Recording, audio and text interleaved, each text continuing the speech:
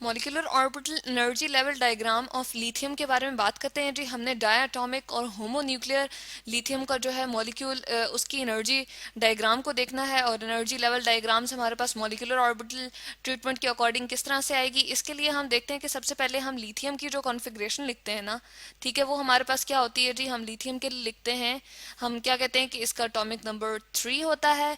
तो 1s क्या होगा, 1s में हमारे पास 2 इलेक्ट्रॉन अवेलेबल होंगे, जबकि 2s में हमारे पास 1 इलेक्ट्रॉन अवेलेबल होगा।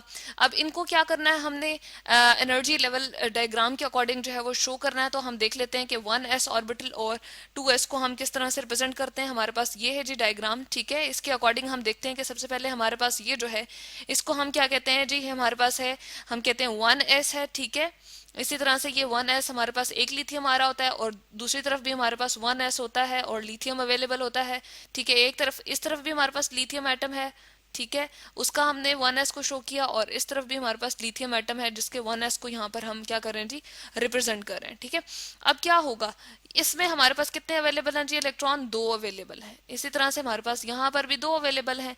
अब पॉलिस एक्सक्लूजन प्रिंसिपल और हुंज रूल और इसी तरह से हमारे पास जो है ऑफ द प्रिंसिपल के अकॉर्डिंग हम फिलिंग करेंगे, तो हमारे पास क्या होगा, BMO यानी कि बॉन्डिंग मॉलिक्यूलर ऑर्बिटल, जिसको हम सिग्मा 1s कहते हैं, ठीक है, जो कि बॉन्डिंग हमारा जो है वो ऑर्बिटल है। इसमें हमारे पास कितनी फिलिंग होगी जी, हम इसको बिल्कुल एनर्जी वाइज जो है वो लोकलाइज करते हैं, तो क्या आ जाएगा, हमारे पास 2 यहाँ पर इलेक्ट्रॉन फिल होंगे। इसी तरह से ये एंटी बॉन्डिंग हमारे पास सिग्मा स्टार है, इसको मैं लिखती हूँ ABMO, ठीक है, ABMO हम इसको रिप्रेजेंट करते हैं, और इसको हम कहते हैं जी, क्या कहते हैं, हम इसको सिग्मा स्टार रिप्रेजेंट करते हैं। मैं यहाँ पर लिख देती हूँ सिग्मा स्टार, ठीक है, और किसका है जी, 1s का है।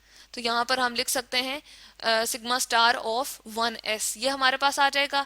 अब हमने क्या किया, इसको थोड़ा सा इस साइड पे हम ले आते हैं और यहाँ पर लिखते हैं 1s, ठीक है। तो इस तरह से हमने देख लिया कि हमारे पास जो है ये हायर एनर्जी लेवल है। जिस तरह के हमारे पास ये एरो साइड पे रिप्रेजेंट हो रहा है, ये बता रहा है हमें कि हमने जो है इसको क्या किया जी, हायर एनर्जी लेवल पे रिप्रेजेंट किया हुआ है, ठीक है। ये 1s ही हमारे पास s ऑर्बिटल का है। अब हम बात करते हैं 2s के बारे में, जो कि हमारे पास यहाँ अवेलेबल है। तो हम इसको थोड़ा सा जो है वो क्या करते हैं जी, ऊपर कर लेते हैं, ठीक है। थोड़ा सा हम इसकी जो है, इससे थोड़ा सा, चूंकि हमने इसकी नोटेशन देनी है, इसके बारे में लिखना है, तो हम इसके इस लेवल के बारे में लिखना है, तो हम इसको थोड़ा सा ऊपर कर लेते हैं, ठीक है। अब हम क्या करते हैं, हम चूंकि 2s की बात कर रहे हैं, 2s ऑर्बिटल हमारे पास अवेलेबल है, तो उसमें तो एक ही इलेक्ट्रॉन है, तो हम यहाँ पर लिखते हैं, क्या लिखते हैं जी, 2s ऑफ लिथियम, ठीक है। लिथियम का हमारे पास 2s यहाँ पर भी होगा और नेक्स्ट 2s यहाँ पर भी होगा।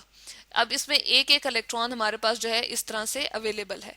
अब अगेन फिलिंग हम क्या करेंगे, बॉन्डिंग मॉलिक्यूलर ऑर्बिटल में हमारे पास 2 आ जाएंगे, लेकिन एंटी बॉन्डिंग में हमारे पास कोई भी नहीं आएगा, ठीक है। तो यहाँ हम लिखते हैं जी कि हमारे पास क्या है, सिग्मा स्टार 2s, जिसको ABMO हम कहते हैं, ठीक है। ABMO चले हम यहाँ पर लिख देते हैं, एंटी बॉन्डिंग मॉलिक्यूलर ऑर्बिटल, ठीक है। जिस तरह एटम मिलके हमारे पास मॉलिक्यूल बनाते हैं, तो इस तरह एटॉमिक ऑर्बिटल्स जो कि 2s थे, ये दोनों मिलके मॉलिक्यूलर ऑर्बिटल्स बनाते हैं, जो कि यहाँ पर हमारे पास एंटी बॉन्डिंग है। और ये जो है हमारे पास ये क्या है, बॉन्डिंग मॉलिक्यूलर ऑर्बिटल है, ठीक है। इसको मैं BMO लिख सकती हूँ। और ये कौन सा है जी, ये 2s का है। तो सिग्मा यहाँ पर मुझे क्या लिखना चाहिए, यहाँ पर रिप्रेजेंटेशन हम दे सकते हैं सिग्मा 2s, ठीक है।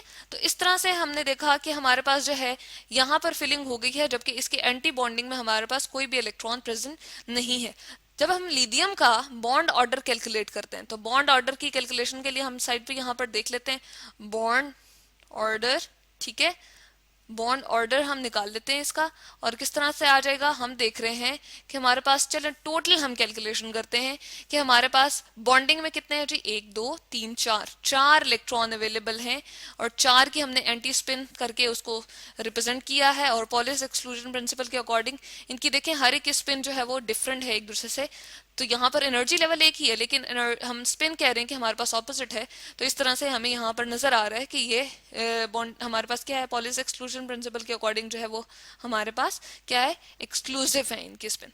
अब ये 4 में से हम क्या करेंगे, माइनस करते हैं। एंटी बॉन्डिंग में टोटल हम गिन लेते हैं कितने हैं, 1 2, और यहाँ पर कोई भी नहीं है, तो 2 माइनस करना पड़ेगा। तो हमारे पास क्या रह जाएगा जी, हम कहते हैं हमारे पास आंसर आ जाएगा यहाँ से ऊपर से डिफरेंस जब हम निकालेंगे और डिवाइड बाय 2 करेंगे तो फिर हम देखते हैं ऊपर से आंसर हमारे पास क्या आएगा, 4 में से 2 माइनस करेंगे तो हमारे पास आएगा, इसको मैं नीचे करके लिख लेती हूँ, हमारे पास आंसर आएगा जी 2, और 2 डिवाइड बाय 2 करेंगे तो हमारे पास आंसर क्या आ जाएगा, 1। इसका मतलब ये है कि हमारे पास बॉन्ड कितने बनेंगे लिथियम के दरमियान, सिंगल बॉन्ड बनेगा। ठीक है, यहाँ पर मैं लिखती हूँ सिंगल बॉन्ड। ठीक है, तो इस तरह से हमें ये भी पता चल गया कि इन दोनों की बॉन्ड फॉर्मेशन हो सकती है और ये हमारे पास क्या है, स्टेबल मॉलिक्यूल बन जाता है। क्या बनता है जी, स्टेबल है। नेचुरल इन्वायरमेंट में हम कहते हैं, नेचर में हमारे पास स्टेबल है। ठीक है, और अगर हम कहें कि हमारे पास इसकी जो है हम कह सकते हैं कि अब हम देख रहे हैं कि हमारे पास क्या है, इसमें सिंगल इलेक्ट्रॉन अवेलेबल नहीं है। अगर हम देखें तो हमारे पास जो है,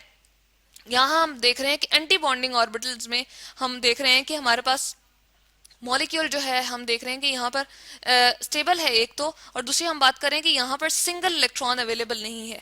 अगर तो ये हमारे पास जो है यहाँ पर सिंगल इलेक्ट्रॉन अवेलेबल होता तो हम कहते हैं कि ये हमारे पास पैरामैग्नेटिक है, यानी कि मैग्नेट के पोल्स इसको खींचते अपनी तरफ, लिथियम का जब हम मॉलिक्यूल उसमें रखते तो वो खींचा जाता। लेकिन अभी क्या है, ये हमारे पास कोई भी इस तरह से सिंगल इलेक्ट्रॉन शो नहीं कर रहा, तो इसकी नेचर क्या है जी, इसकी डायामैग्नेटिक है, यानी कि अगर हम मैग्नेट के फील्ड में रखेंगे इसको तो ये किसी की पोल की तरफ जो है वो खिंजा नहीं चला जाएगा।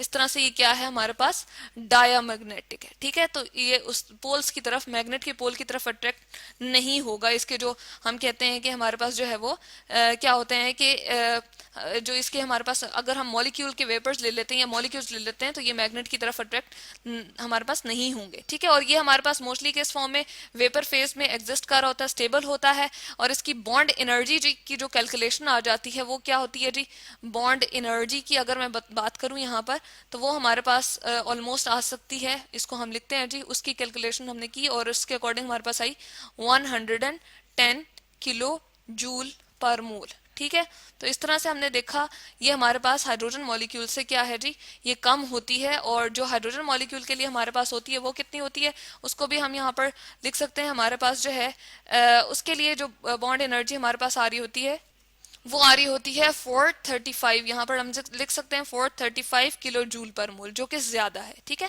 तो इस तरह से हमने बॉन्ड एनर्जी की कैलकुलेशन भी देख ली, और हमने एक कंपैरिजन से बताया कि लिथियम के लिए जो हमारे पास ज्यादा रिक्वायर्ड होती है, यानी कि इसको तोड़ने के लिए हमें ज्यादा एनर्जी चाहिए, सॉरी हमारे पास बॉन्ड एनर्जी इसकी कम है, और हाइड्रोजन के लिए हमारे पास बॉन्ड एनर्जी ज्यादा आ जाती है। तो ये है जी हमारे पास molecular orbital energy level diagram of lithium.